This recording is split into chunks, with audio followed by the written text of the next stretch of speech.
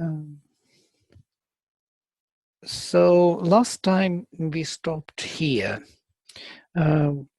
before studies of secret operations of the inner core of consciousness and how these 6 faculties, which we already examined, were came into being, basically. How they were projected from the operations of consciousness which is hidden behind them. So once we go in that direction, we will deepen our sense or our understanding of these faculties. We will not see them anymore simply as hearing, seeing, thinking, and speaking. There will be something more of it. Hearing will stop being simply hearing. By the way, it would be nice to start this deepening right now and to try to examine these faculties and to tune you to this kind of investigation, because this is proper psychology. Psychologically, you will have to define this difference between the faculties. And what is the difference between hearing and seeing? Seeing and hearing. What are these? How do you perceive them? How do you feel them? What do they really do when you see and you hear? What is really happening?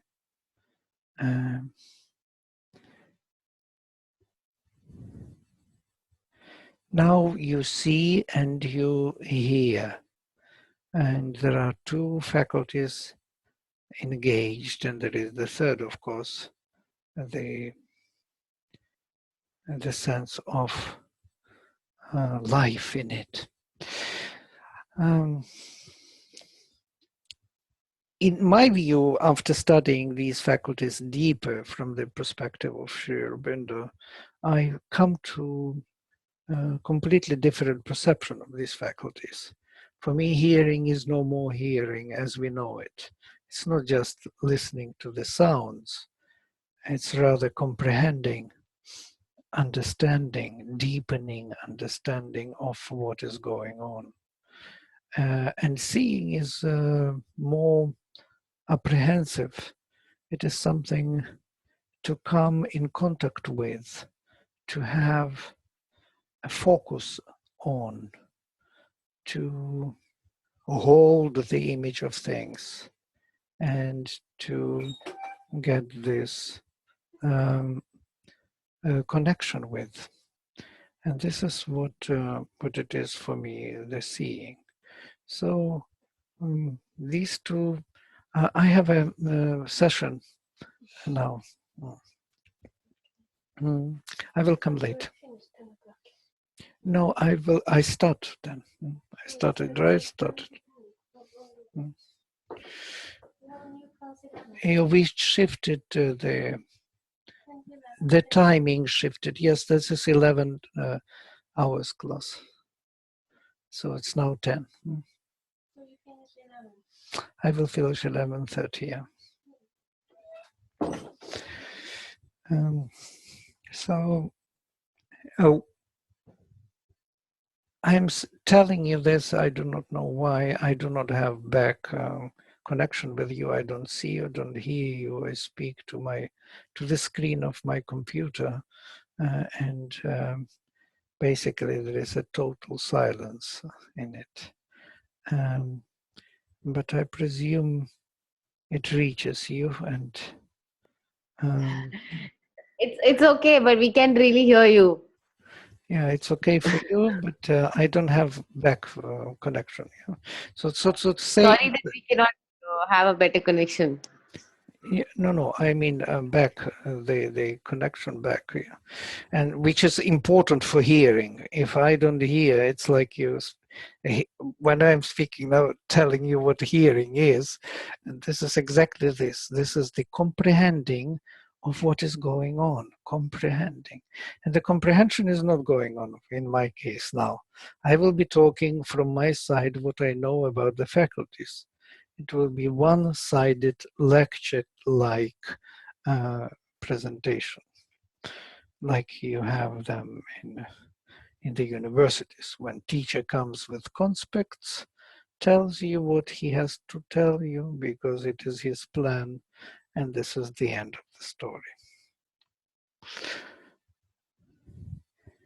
In our university, there was a teacher who was coming with his conspects, and he was sitting with his back towards students, reading his concept like this, with the back towards the students, then closing it and going out without looking at students. It was actually was a good teacher, but somehow students were no more important for him. So it feels something like that. Only I'm kind of reaching out to my screen only, to my conspect. Well, why I'm saying this? Because I'm preparing you to deepen the understanding of the faculties. These are not simply hearing and seeing. These are some activities of consciousness. Because if I shift this faculty from the physical world, where there is an eye and ear which hears and sees, towards the, for example, vital world. In the vital world, when we dream, in our dream state, we will also see and hear. But seeing and hearing will be very different from the physical world. And if I shift this hearing and seeing to the mental world, on the mental plane, it will be very different from the vital. And there are many mental planes and there are many vital planes within the vital and mental. And on every level, there will be something else. And these faculties will be activated in a very different manner. On the mental plane, the seeing will be more like conceptualizing things, like seeing the idea, the concept, having contact with the image as the idea. And it is still seeing faculty.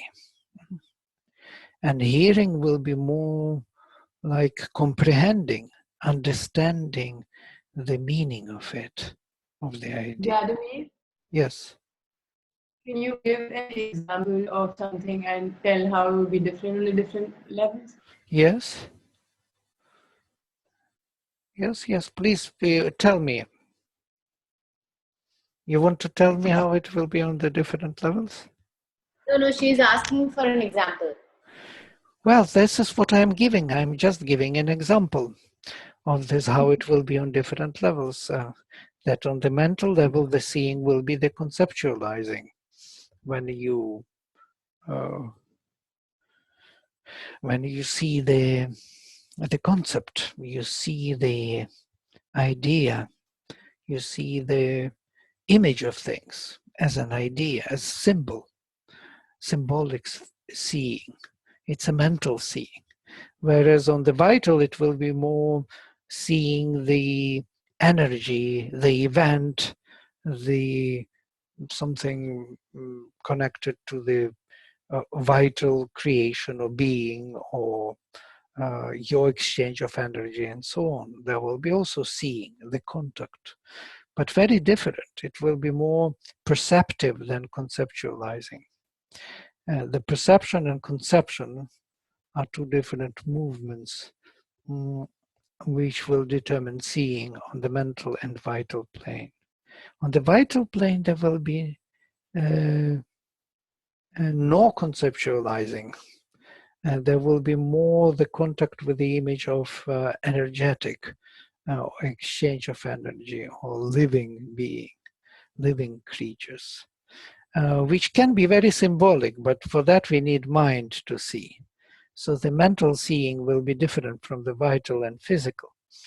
I'm just giving you kind of the perspective of deepening of the same faculty. So the seeing faculty will be on all the planes, from the physical to the highest, to the supramental. And on the supramental level, there will be also a seeing, drishti, as a revelation of the truth. You will see the face of God, and you will know that He is. As Vivekananda was once asked by some student, did you see the God? Did you see Him? Don't tell me that, you know, that philosophy. You just tell me the truth. Did you see Him or not? And he said, I saw Him better than I see you. And then he said, okay, I believe you. And then they said that this student was found later in Himalayas, much later, practicing intense yoga in some cave, and he achieved liberation. It was necessary for him to get this assurance that the divine is, and somebody saw him. So what is this seeing? Seeing in this case is a revelation, a contact with the being, a direct contact with the truth. So seeing has this direct evidence. As we say in Russian proverb, better to see once than to hear 100 times. Once you see, that is true. But when you hear about it, blah, blah, blah, halva, halva, doesn't really help, because as many times as you say halva, it doesn't come sweetness into your mouth. So you have to see, to have a direct contact. Even seeing will not help. Better touch. Touch is already totally direct contact. Then you can have a taste. But this gradation is important for us to understand the difference between hearing, seeing, and touch. Hearing is more complex than it looks like. It's not only indirect evidence, it also gives us a sense of deeper relations, meaningful relations with the rest of the world. It tells us about things which we don't see. It connects the object which we see with everything else we don't see in time and space. Very good example, you come to some unknown city in the world, and somebody brings you to the castle. You see the castle, but you don't know what it is. So the tourist guide tells you this is the temple or the castle which was built in 1666, and there was a king who lived here, and so on. So everything what you don't see will be given to you through hearing. And then this castle will make sense to you. Then you will know what it is about. So seeing is not enough. You cannot see something which happened 400 years back. You can only hear about it. And this is interesting. So hearing introduces the events and the meaningful connections through time and space. I was giving you an example of the face behind the glass, which you see, but which you don't hear, and it tries to tell you something and you don't know what it is. So basically everything what the face tries to tell you is not seen. It wants something. It has some want, some desire to manifest something, to do something which is not seen. And that is coming through hearing. So hearing covers up all that which is not seen directly. And that is very important. That is the meaning of what we see. So the meaning comes not from what we see, but from what we hear about it. And I was giving you an example, was showing you a pen. How do you know what it is? So you know it through the word, what you heard about it, through the deeper relation of this, through the conceptualizing of the image. Image is not enough. The form of this thing will not tell you what it is unless you know it through hearing. So, having said all that, we can come to, finally, to the second part, where our presentation begins today. So the faculties and verities of consciousness. There is one more distinction I have to make. So the higher, yes? So hearing basically introduces the concept of time and space, or puts things that we see into time and space as well. Right, very nice. It is not introducing the concept, it introduces the very action of time and space, yes, within this image of things, because image of things is a product of time and space, but we do not see it. We have to approach it through hearing. We can't see that. And that's why we need one more faculty to connect it to time and space events. And that would create the meaning of the thing, because only through time and space we can really figure out what it means. We cannot know what the thing means without connection to other things. The meaning appears through this connection. It is what it can do, how it can be used, how it relates to other relations, that the meaning appears. There is no other meaning in the form, only through this connection, through what it can do. Yes, very, very good. And touch, will we come back to that, or is it just more direct contact with something? Is it just a further form of seeing? It's a very, very nice what you say. It's a seeing and hearing, seeing and hearing embodied in the material life, yes? Seeing and hearing as they are embodied in the matter.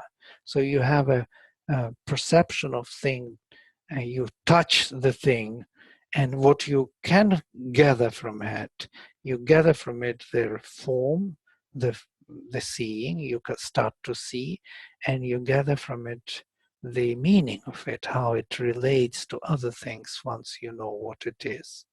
So knowing comes through hearing, and seeing gives you the form which relates this form to other forms in a meaningful manner. So the touch is the final embodiment. It creates the form as we see it in the physical world, or the vital world, or the mental world. It creates the separated, distinct, individual form, thing, image, which is distinct and different from others. And this has boundaries, this has borders. These borders can be touched. The distinction between where this thing begins and ends can be made. This distinction from the beginning till the end, this thing has these borders, and it can be touched. Here it is, and there it is not. This distinction.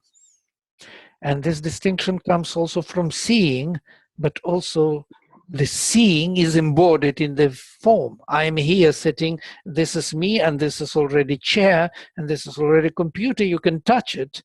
It has a reality in it. And this is the touch. It embodies life in that particular form, and in that particular meaning of that form, in the thing. If touch... Vladimir, sorry, go on. Sorry, go on. Right. Well, I wanted to ask, you said putting time and space to hearing, it gives us understanding. But isn't that on a very mental level? it's on every Like level. we put, so you're saying we need to put time and space also for all other levels? Is it required? Absolutely. How can you be without time and space? And you cannot have the meaning without them. Even in consciousness level, when you are to really understand, do you need the time and space? Of course you need. You have another notion of space in the vital or mental level, but it is there. On the mental level, you have a notion of space as relations, as a hierarchy, as structure, and so on. And what I'm showing you, the scheme, is a mental scheme, and you make it spatial. Yes, it has a space. You see, it's drawn as a symbol, as a six-cornered star. And this six-cornered star cannot be geometrically made without the space, yes, without the notion of measure and so on. So all these are mental categories which we use, and we use the space to create the understanding, the form.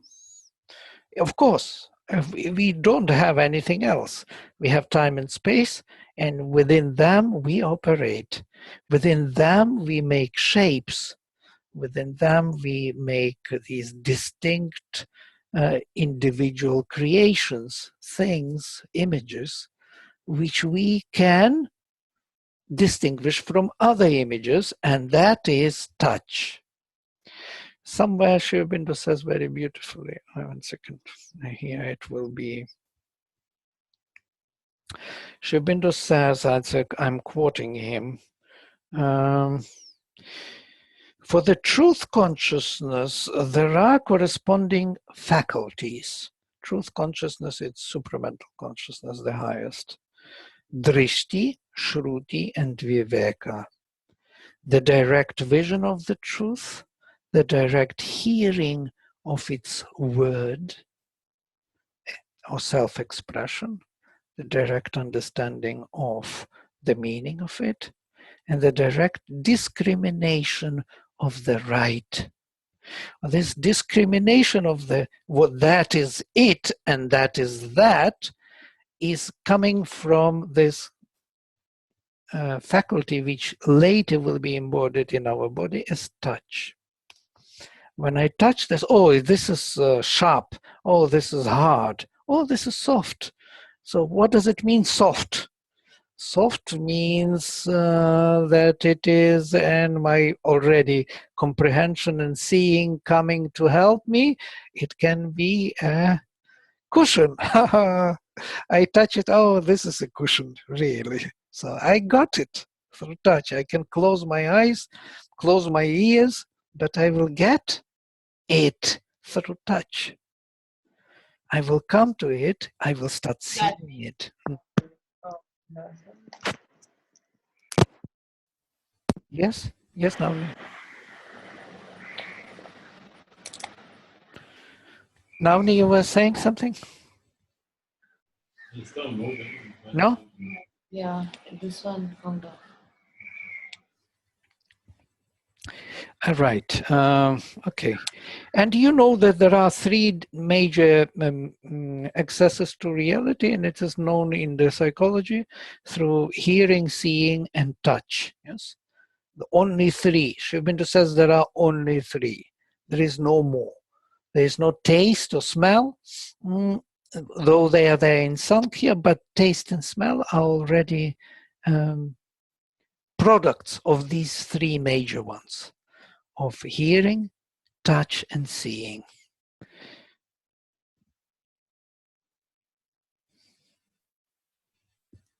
We don't have more faculties, only three. Seeing, hearing, and touch. No more. Interesting, yeah, to think. Such a limited number of faculties create the whole perception of the world. Of course, seeing and hearing, there's active and perceptive. You can see that active is speech, perceptive is hearing, active is thinking, and perceptive is seeing. And even here on this level of prana and anna, you can see that prana is active, the life energy, and anna is more passive or perceptive. It holds the energy of life in it. Yeah? It embodies it, and it holds all the faculties within it. All the faculties are simultaneous, and all these faculties we call consciousness. Yes? There is no other consciousness beyond the faculties. So if we go to the consciousness beyond the faculties, we will have these faculties in another dimension, or in another, how to put it,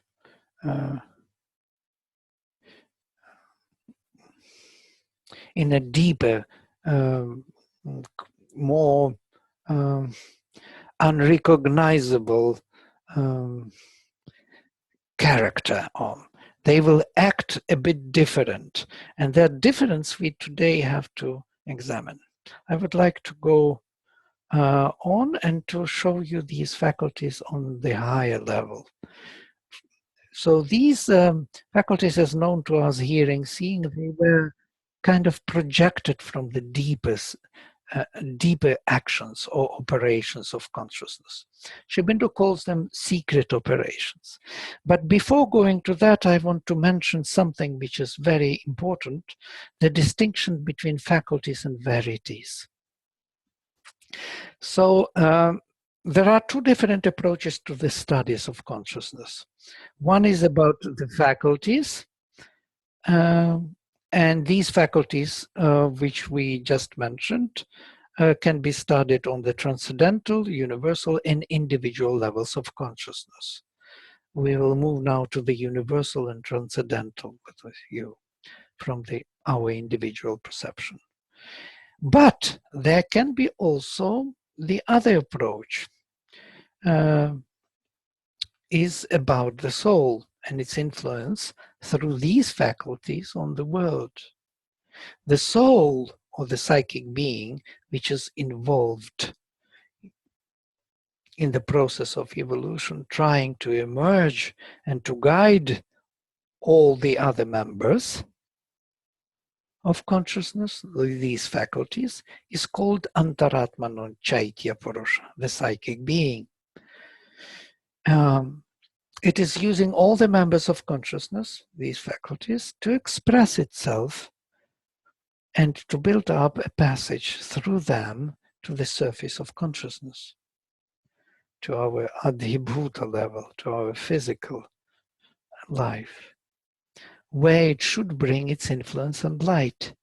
For that was the original purpose of coming it down into the material inconscient, with the help of these very faculties. By the way, when we will read with you Aitareya, we will see this clearly, that the psychic, the projection of the universal Purusha, was made through the faculties of consciousness.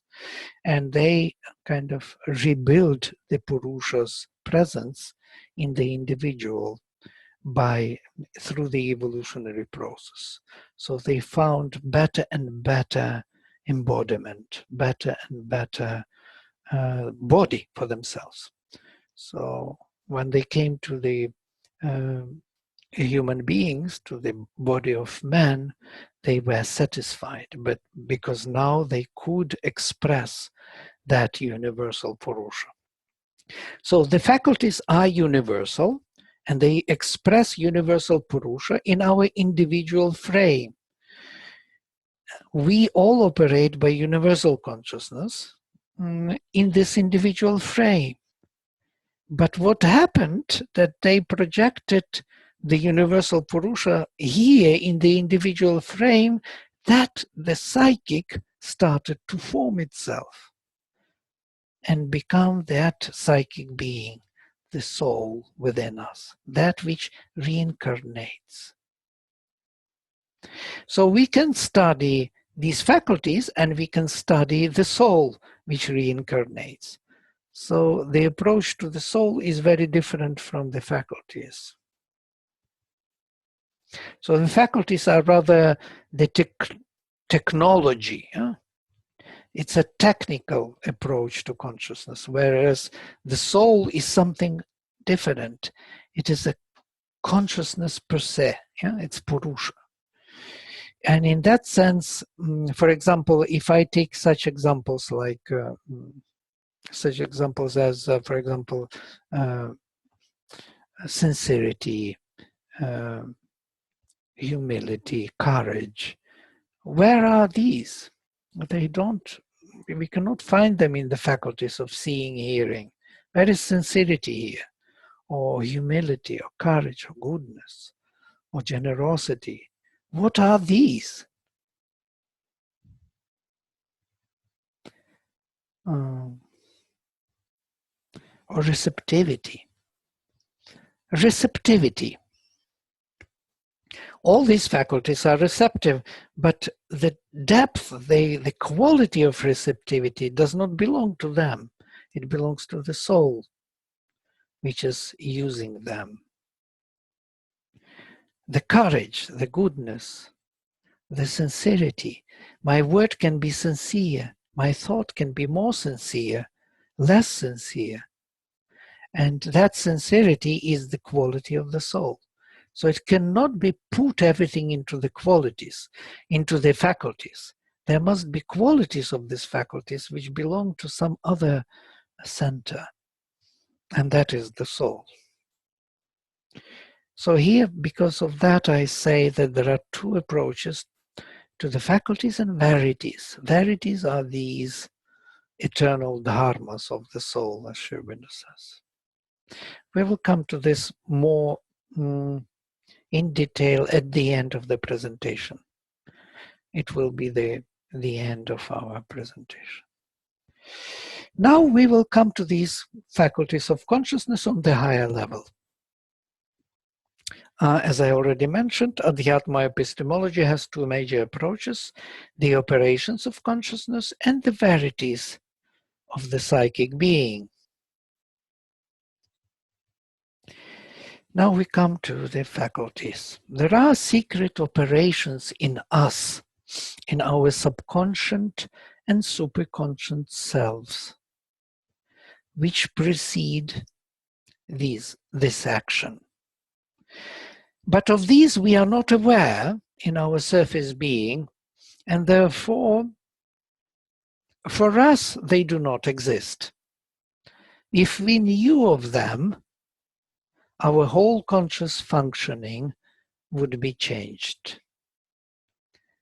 And this is Sri Aurobindo's quotation from Upanishads. So what he says, that there are secret operations of consciousness of which we are not aware, and if we would be aware of them, they would change our perception. That's why they are secret. So there is a reason for them to be secret, that we would continue to perceive the world the way we do it, because it's important for the evolutionary growth of consciousness. So if we would be aware from the beginning what is happening in our perception, we would change the whole view on things. We would see the world completely differently. If we would know how we really see what is happening on the highest levels of consciousness. So these are the essential or secret operations of consciousness: samajnana, ajnana, vijnana, and prajnana. Sri Aurobindo takes it from Aitareya, where there is a description of all the faculties with these four at the beginning. There's a long list of faculties, actually a very interesting list to look into for every psychologist. But we will take only these four as the major ones. So, let us start. Samjnana, or the essential sense. Sri Aurobindo says, everything begins with vibration or movement, the original kshobha or disturbance.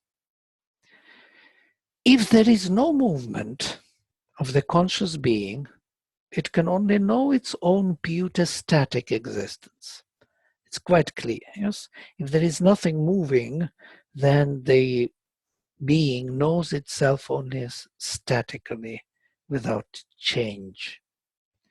Without vibration or movement of being in consciousness, there can be no act of knowledge.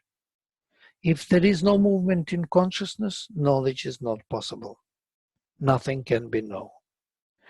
And therefore sense. There cannot be any sense, because sense is that which perceives.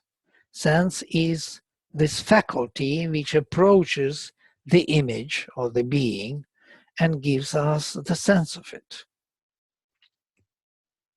Without vibration or movement of being in force, there can be no object of sense.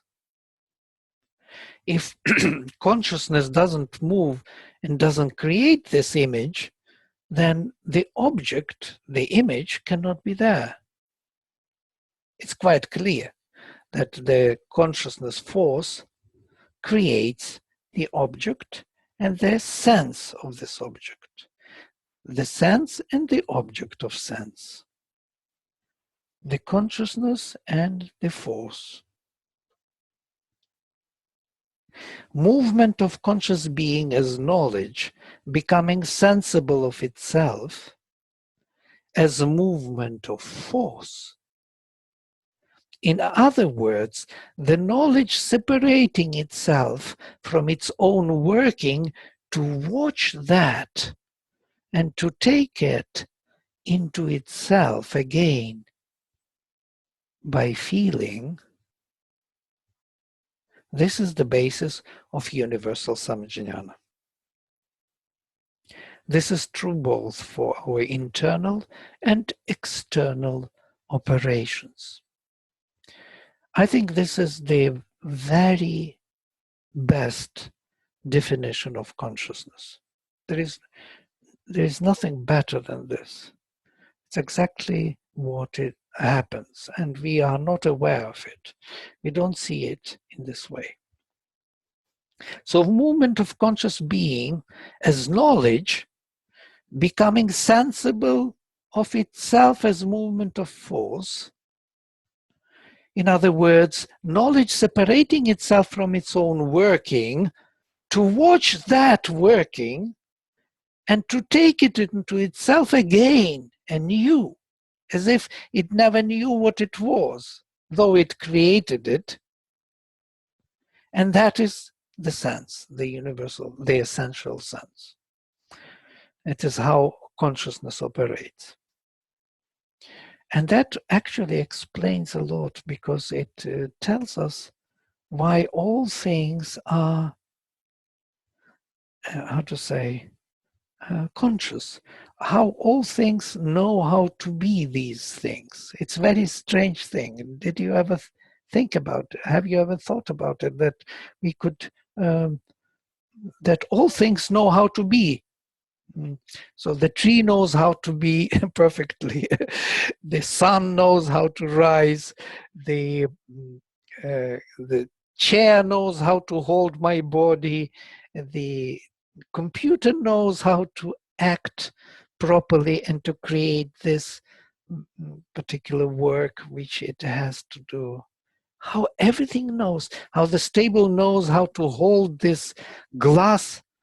How this glass knows how to stand still on the table.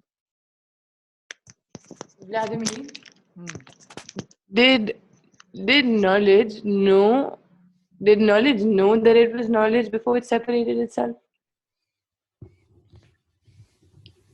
Like, did it have to separate itself to know that it was knowledge? Well, when it is not separating itself, it doesn't need to know anything, yes, because it is there. That's why all things know how to be themselves. or everything in this world knows. The whole universe hangs together very well. And all the stars and galaxies and elements and people and everything. And we are on this planet which is running, you know, turning around itself with a huge speed. Turning around the sun, and sun will flies through the spaces in the galaxy, and galaxy flies somewhere else. Everything flies with a huge speed, and everything is still here. And there's glass on the table, and you sitting there on the floor, and everything knows and connected in one meaningful reality. It is because the consciousness which perceives this now has already made everything and holds everything in its meaningful relation. So basically, when we come to know something, what we do, we discover that consciousness which already made that thing. It's there. That's how we can discover anything. We can know because that knowledge is already in the thing, in the image of things. Okay, is it correct to say then that the point of knowing something is so that it is the point to know so that it can be, because otherwise it just is. Right, the becoming, and that is the creation, yes. The creation starts through this separation and the new perception, fresh perception of that, as if I never know. Yeah, I never knew that this was the glass. Now I know this is the glass. How can I come to know that this is the glass if I didn't know it at the beginning, that it is the glass? I can't come to know it. So I know it already, only I'm kind of coming to know it again, anew, which is not new. And so it is not new because I always knew that it was the glass, only I now discovered it anew. That means the separation was there. Separation of my knowing from the consciousness which is knowing this thing from its workings. The consciousness workings created this image. And now I am looking at it in a fresh, new perspective, as if I never saw it before. And that's how I come to know it, because I actually saw everything before. Only I kind of separated myself from that.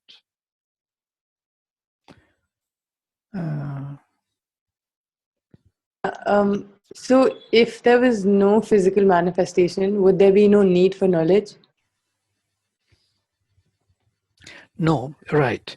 If there is no physical, it means this manifested world, not only physical, vital, mental, and over mental, yes, there would be no need to know anything because there will be a total identity of knowledge. So the one who is will know himself, as Shubhendu says, statically. There will be no vibration of consciousness, no form to know. There will be a pure static existence. Conscious being will be in himself, Satchitananda. And that will be pure bliss. And there is nothing else to know. What is there to know? There is no object. There is no this fresh surprise. There is no new approach. There is no, oh, this is a glass. There is no glass.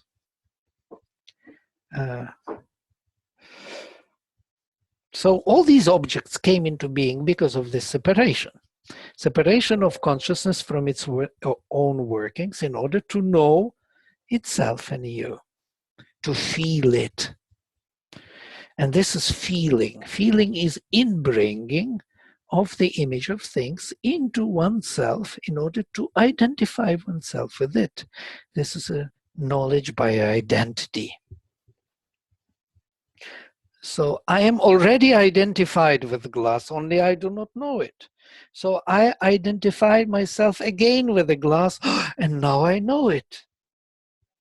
So second time when I identify myself with the glass and come into samadhi with the glass and become glass myself in my consciousness, and that is samadhi, then I know totally what glass is, but that identity was there from the beginning. Only I rediscovered that identity. Now, again.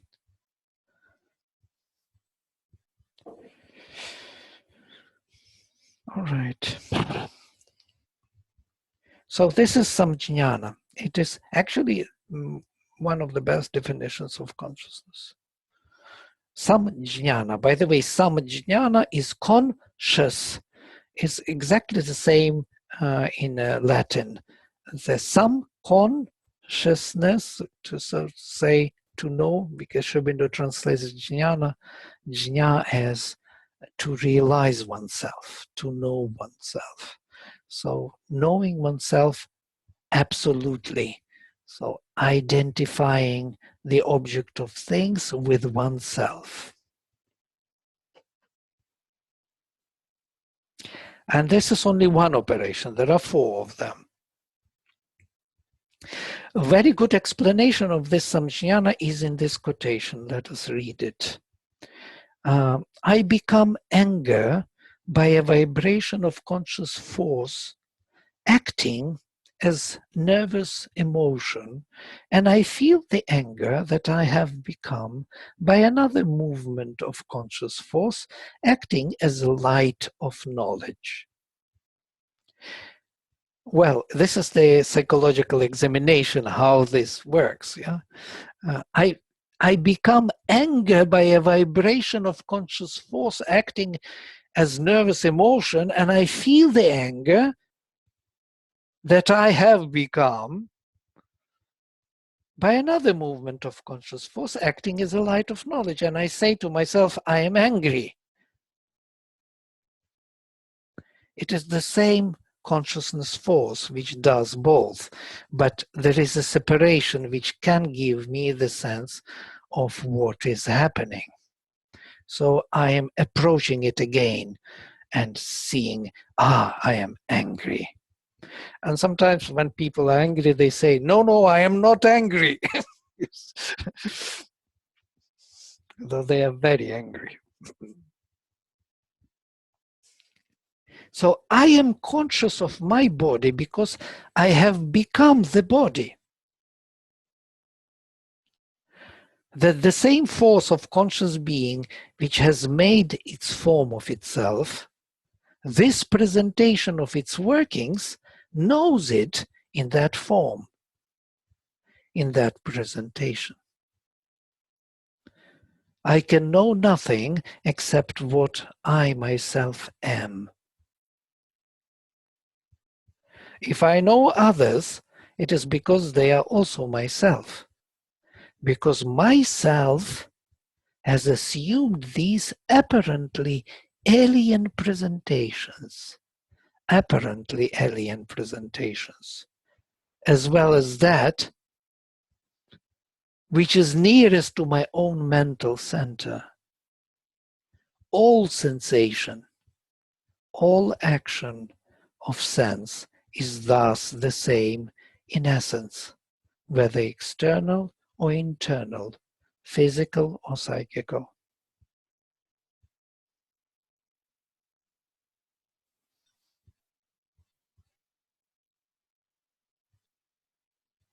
It's a profound thing.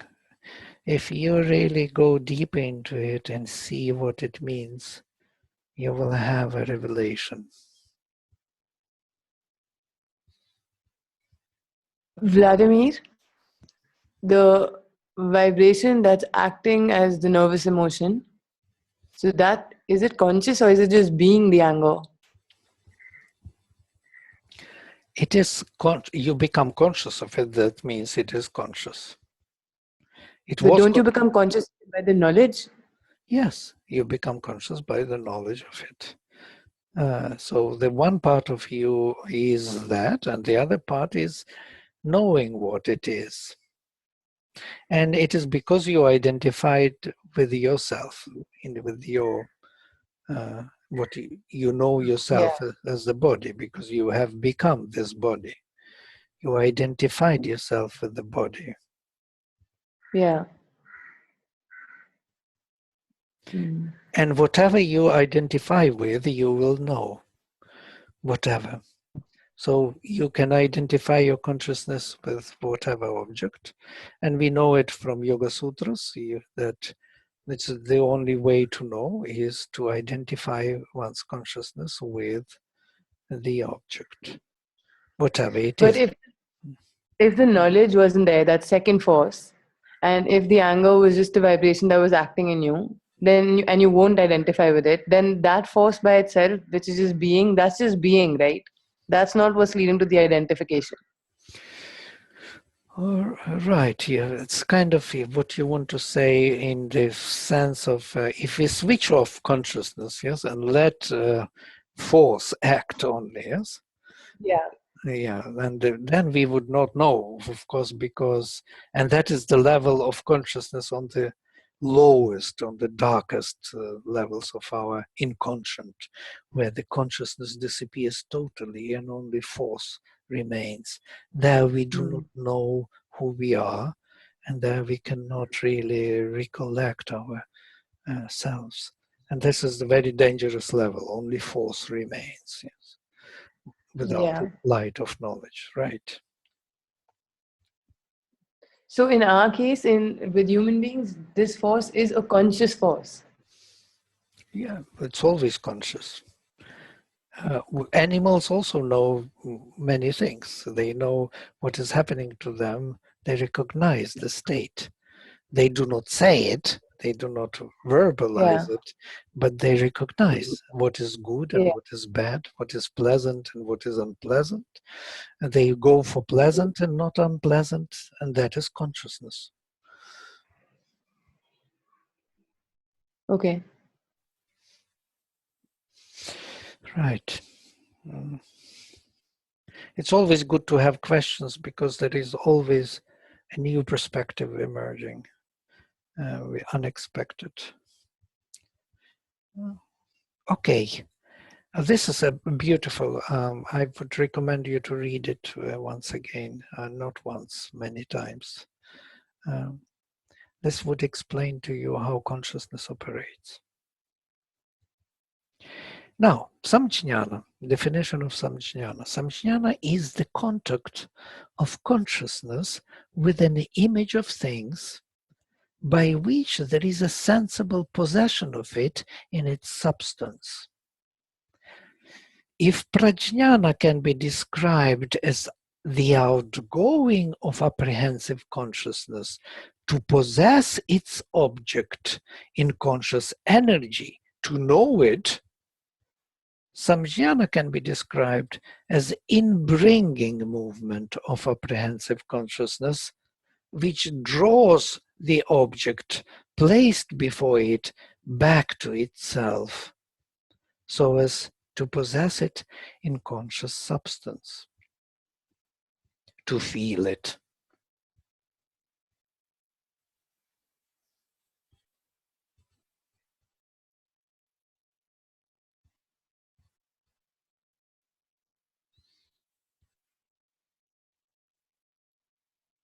So there are two movements of apprehensive consciousness. One is outgoing, prajnana, and other is inbringing, samjnana. Samjnana identifies our inner being, our self, with another self. It holds other self within oneself. Vladimir, is that on a lower level? It sounds a lot like taste. It is on every level, on the lower and the higher, on the supramental, on the transcendental, if it is possible, on the transcendental, the same movement of holding the image of things. On the transcendental, it will be consciousness holding the whole being to itself. And that being would know itself as such.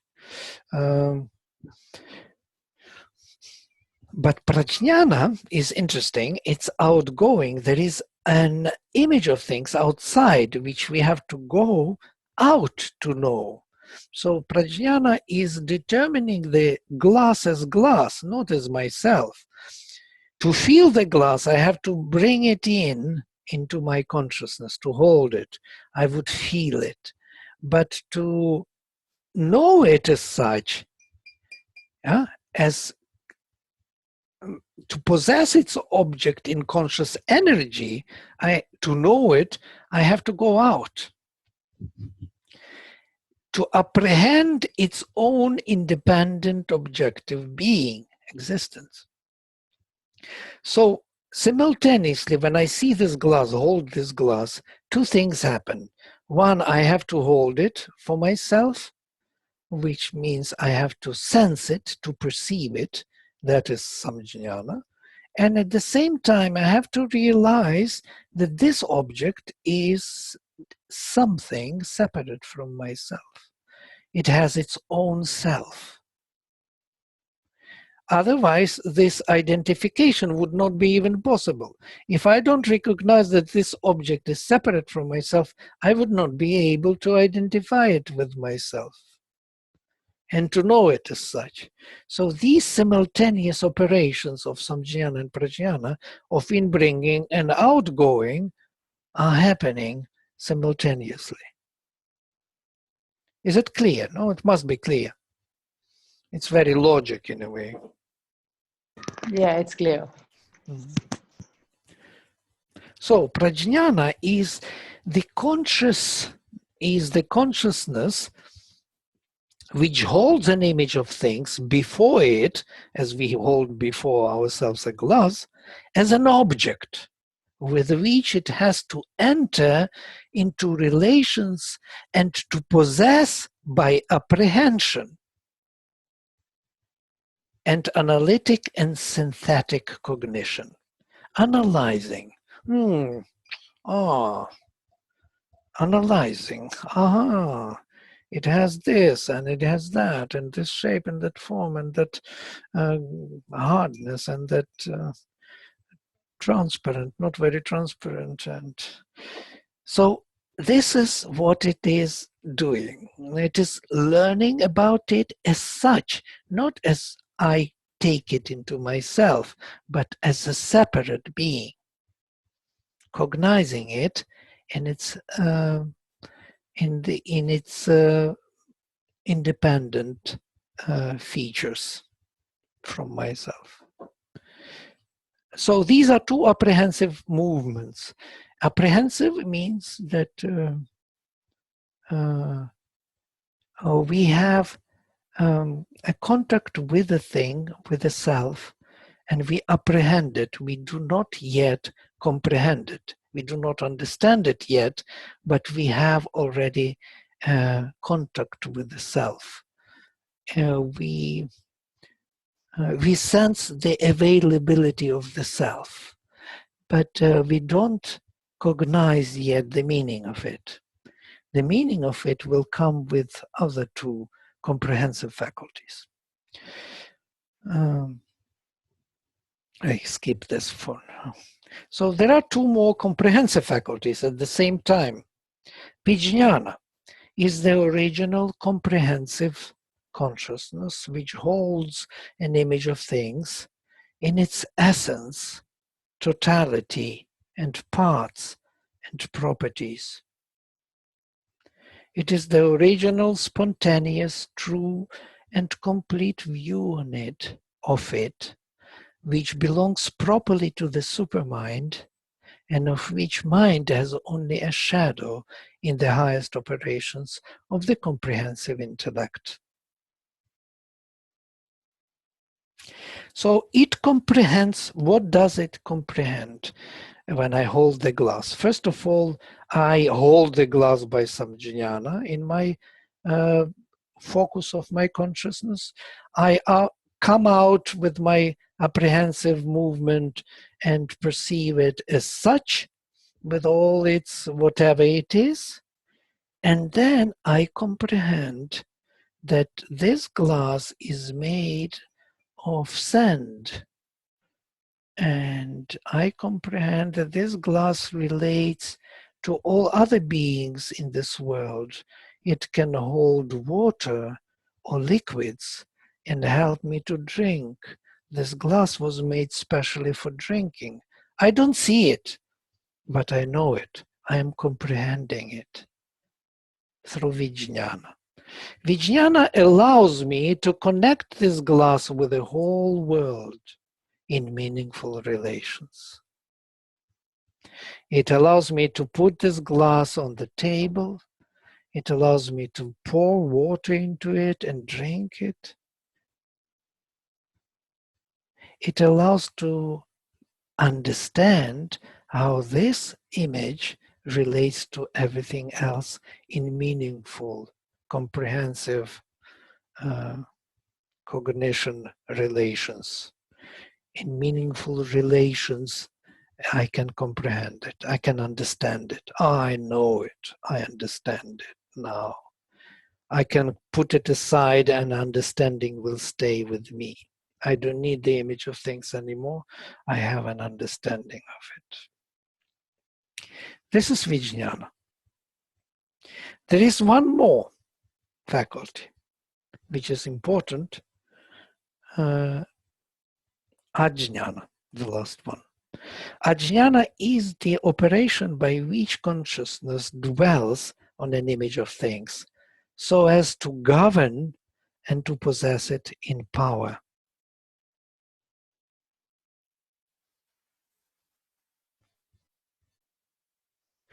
So these four, samjnana, ajnana, vijnana, prajnana, are the basis of all conscious action.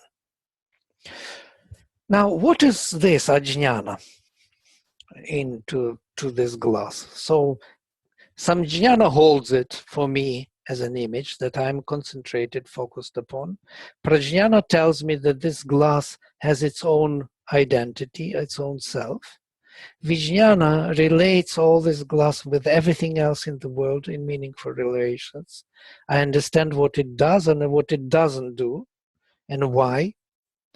And ajnana is the comprehensive operation by which consciousness can dwell on this image of things in the possessive and possess it, hold it, make it one's own and govern it and do something with it.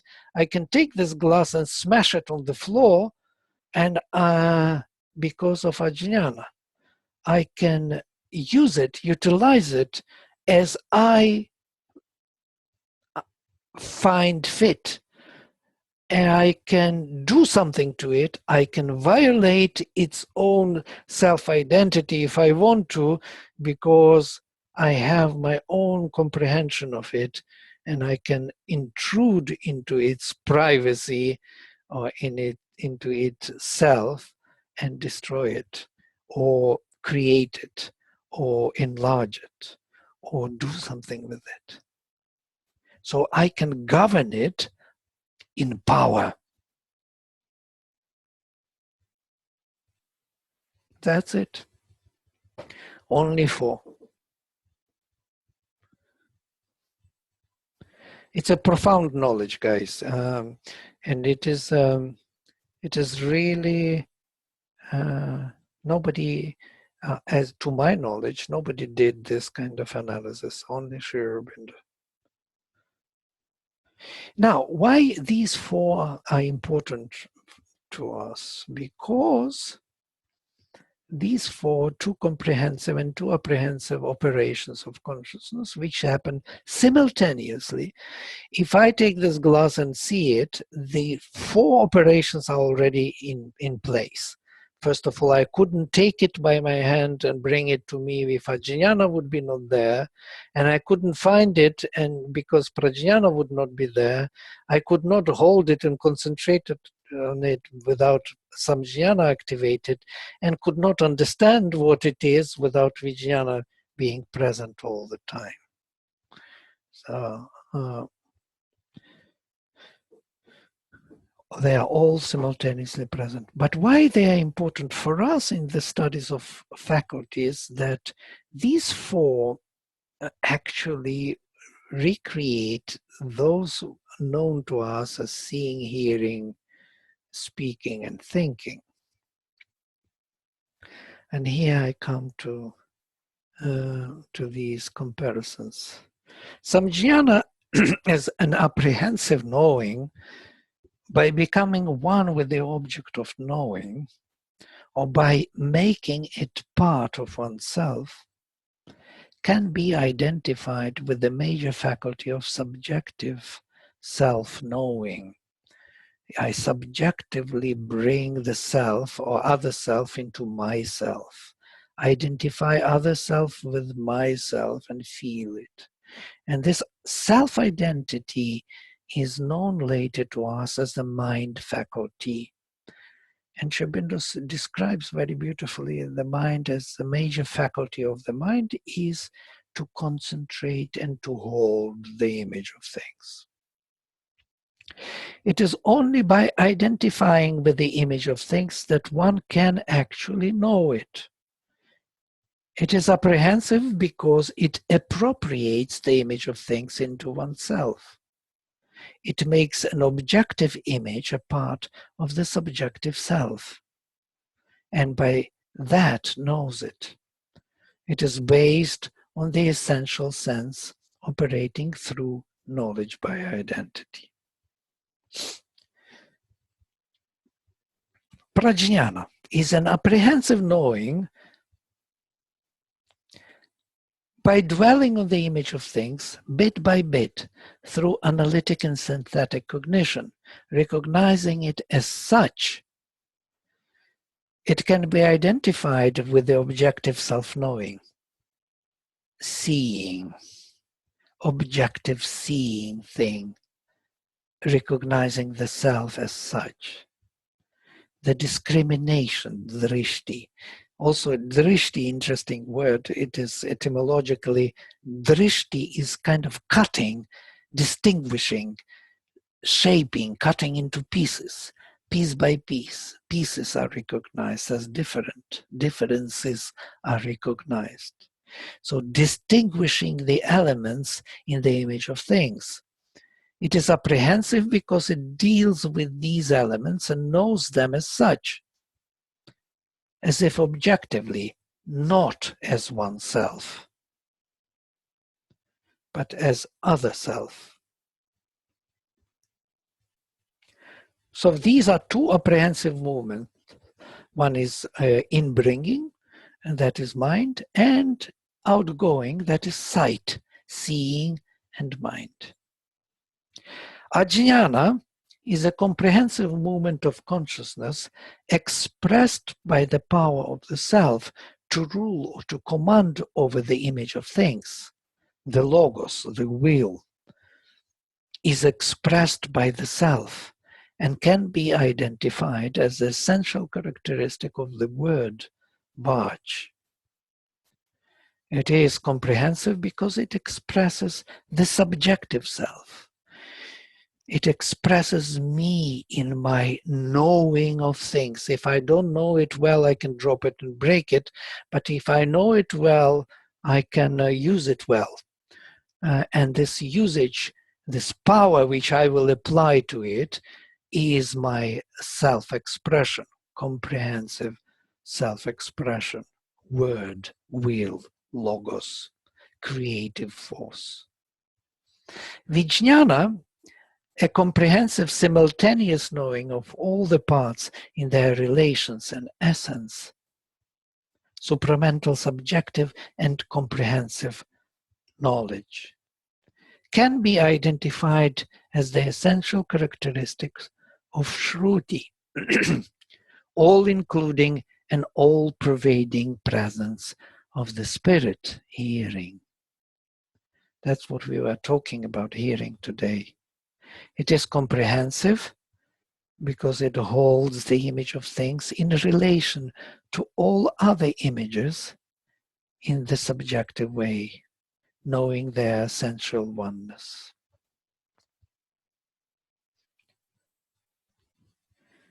So the hearing, this Vijnana provides all meaningful relations of this glass with all other beings here and their functionalities. The functionality of this glass is not visible, but it is known. And this functionality of this glass and functionality of this table and my hand and myself can be put together because it is understood, it is comprehended. And this understanding comes through pervasive presence of the spirit, which we call in our embodied state hearing.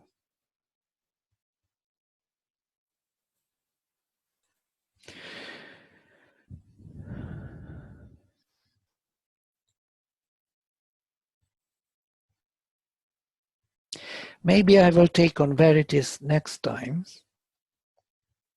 That would be interesting. It's another presentation of these faculties of the soul, which are beautiful, and they are all in here with colors. And this image of the mother's symbol is embodying these verities, these powers of the soul. We will take this part later. So basically, that is it for today on the faculties and the secret operations which produced or which kind of projected themselves in these faculties of consciousness known to us as hearing, seeing, thinking, and speaking. They are embodied in the material world here in these particular faculties, but on the higher level of consciousness, they are constantly operating as these four major secret operations. And these four secret operations are present in every single faculty of these embodied ones. So that's why when we speak, we can, from speech, we can reconstruct seeing and hearing. We can reconstruct all of it, yes? Or through seeing, we can reconstruct the meaning because they are simultaneously present. That's why you understand what I say. You can see it because it is there operating within you already. And that's how our inner world and our thinking has its relation with the outer world. It is because it is one world, actually. It is operated by the same one consciousness throughout. Okay, so do you have some questions? Was it clear? Or it's a difficult topic, most probably, yes, and requires more concentration. So please read the materials. I will send you or you have my presentation already. Please go through it again and again, many, many times. I also recommend you to read the Upanishads, the Kena Upanishad especially, where all these issues are described there by Sri Aurobindo. He will give many examples how these four operations act in ourselves and in nature. Very beautiful examples. You will understand better. Yes?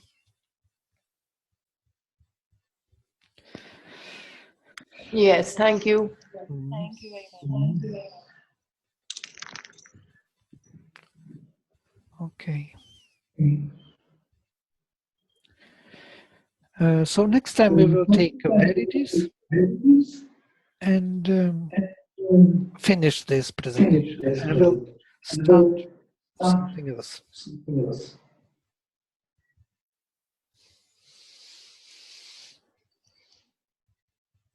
Do you have some questions, maybe, or some remarks?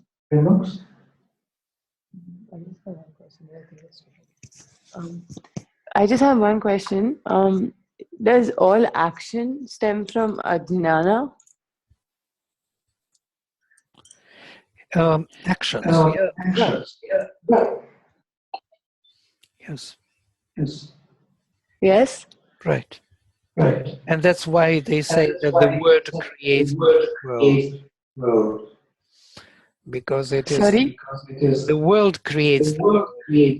Sorry, Yeah. the word creates the world. That is the creative power of the word. Consciousness reaches out to the image of things which it created and does something to it. Yeah. So, in order to act, in order to act on an object or with an object, you have to first possess it, right? This has to happen. Like you have to possess it. It happens simultaneously. Every action, every conscious action here has these four simultaneously. Yeah, can't be without them.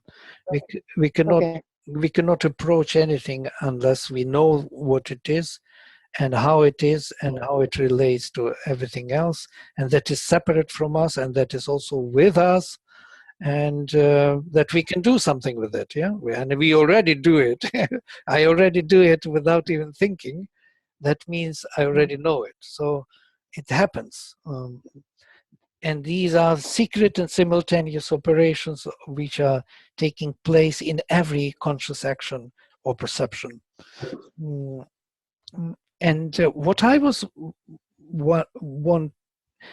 wanted to show you is that these faculties of hearing, seeing, speaking, and thinking are not something else. They are these operations of consciousness projected into this embodied world, separated world of our separated consciousness. Yes?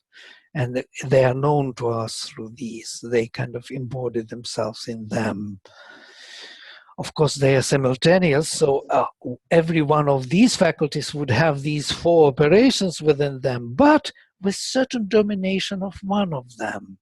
Yes, the hearing will have more domination of comprehension, yeah, of vijnana. The speech would have a little domination of the ajnana, of the self-expression of action upon the world. The seeing would have more presence of kind of more active prajnana, objective perception of thing as such.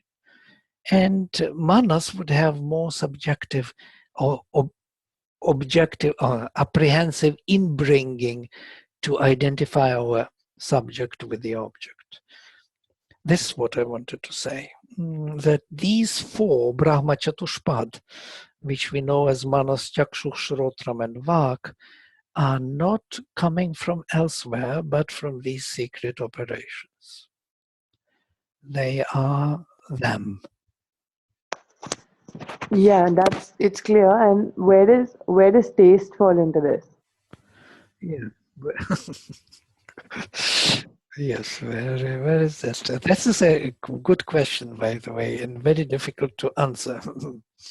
The taste and smell, as you see here, they are the last on the scale, yes? Mm-hmm. And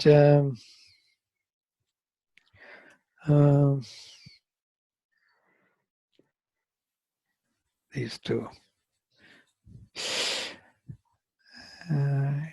The first three, hearing, touch, and sight, are our major approaches, as I was saying. Yes, and this hearing would be the word and hearing, and the word is here in Conmendrius. Seeing would be of the mind. You see, mind here left seeing and became independent, and sight. And touch would have prana and apana, or prana and anna. These three first of five Jnanendriyas would represent our scheme. But then there is taste and smell. Where they are coming from is a big question. Aitareya answers to it very interestingly. She says that there was hunger and thirst in this inconscient ocean, to which these faculties, hearing, touch, and sight, fell, so to say. And this taste and smell was created in this already inconscient fallen being, which kind of entered these faculties. I'm kind of anticipating the answer. In our future lectures, we will come to it closer and see where they are coming from. But taste and smell, as you see, they demand already the material manifestation. There is no smell without matter, embodied material being. What is smell if we examine? Smell are the particles of the thing which are traveling. That's why glass doesn't smell, because the particles are not traveling. But if I take any other soil or something where the particles are, which can fly, and these particles fly and fall on my receptors in the nose, and that is as if I take the bit of the physical body and rub into my sense of smell, and then I know it's a touch. It's a complete touch of the physical with the physical. This is smell. So the smell demands the physical embodiment, the body, gross body, the particles, which have to touch my receptors. And taste is close to it, but it is a bit different, because taste deals also with the substance, but substance which doesn't have shape, form. It is fluid. It can change every time, but it is uninterrupted water. And this watery liquid substance can be tasted. From here, rasa, taste. It's a big question. It's a mystery where they're coming from, taste and smell. If these three we can understand, hearing, touch, and sight, but the taste and smell, Aitareya answers that it was there in the inconscient ocean, the hunger. And so does that, I mean, according to Aitareya, does it not exist in the higher levels of consciousness then? It seems not. But what happened, that they demanded also the part for themselves in this, when the faculties descended into the inconscient ocean, they said, please give us also something to enjoy. And the divine, so to say, gave them the right to partake in every sacrifice. And it was said that you will get your shares in whatever senses will do. So whatever we see, we can be hungry for seeing and thirsty for seeing. We can be hungry for hearing and thirsty for hearing. And we can be hungry and thirsty in every action of senses. And in that sense, it's kind of interesting to think that hunger and thirst, the taste and smell, entered these faculties. And when you say it is not there in the higher, yeah, it wasn't there in the higher, but now it is. it can go into the higher because it was given the right to partake of what senses perceive. So it enjoys. And actually this enjoyment of taste and smell created in the faculties, in these fallen faculties, created the need of self-enjoyment. So the faculties started to seek their own self-enjoyment. We want to see beautiful things, to enjoy ourselves with seeing only beautiful, life and nature. We want to hear only beautiful music and harmonies. So we are seeking self-enjoyment within the senses. It seems that it could be because of these two entering them, hunger and thirst, that senses started to seek to satisfy themselves as such. And that created the ego sense, ahamkara. It created... I think also is taste not connected in some way to death? Because when you're eating, this whole thing of killing, I don't know, of like vegetables and plants and animals, is it not in some way very fundamentally connected to death? Maybe. It is created to death and procreation of life. It is the constant metamorphose, constant change of form through death. Yes, it's something has to do with this embodied being, with this material existence, taste and smell. But they entered already senses, and they are part of the senses perception. And in that sense, they can be also higher, but very rarely. In the higher planes, for example, of consciousness, there can be also rasa, but rasa in a sense of enjoyment, but not in a sense of taste. Taste can be only on the material level, but taste Because is Mhm. taste and smell not so closely associated with possession and then desire, and then I don't see how on higher levels, like what does that translate into? Taste is so much about possessing and consuming and making something yours so that it completes you. I don't know.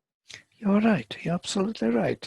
And that's why it is connected more with the low existence. But the higher prototype of taste, because everyone has a higher prototype of these, would be that, enjoyment, rasa.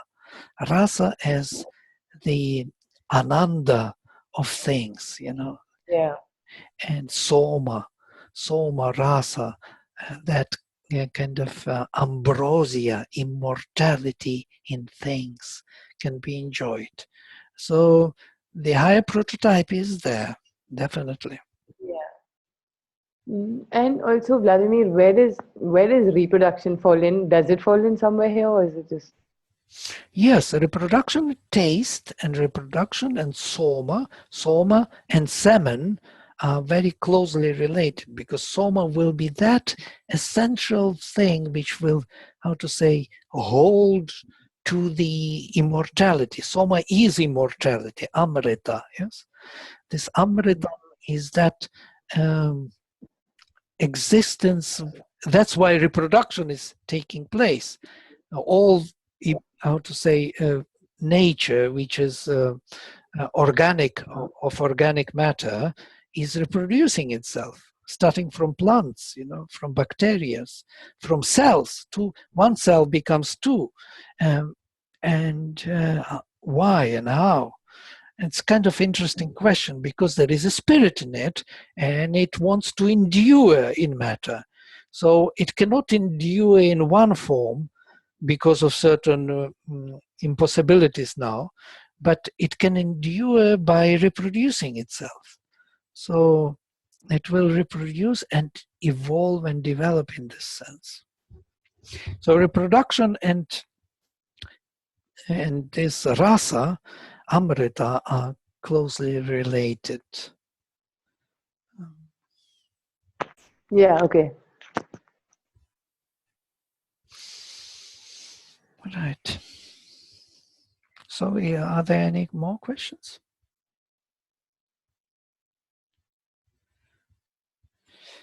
Okay, we are all already over our time. Okay, guys, so next time we will continue, and for now I think we will stop. And I will make a recording of it and put it on the YouTube for your reference. So all the best for now, and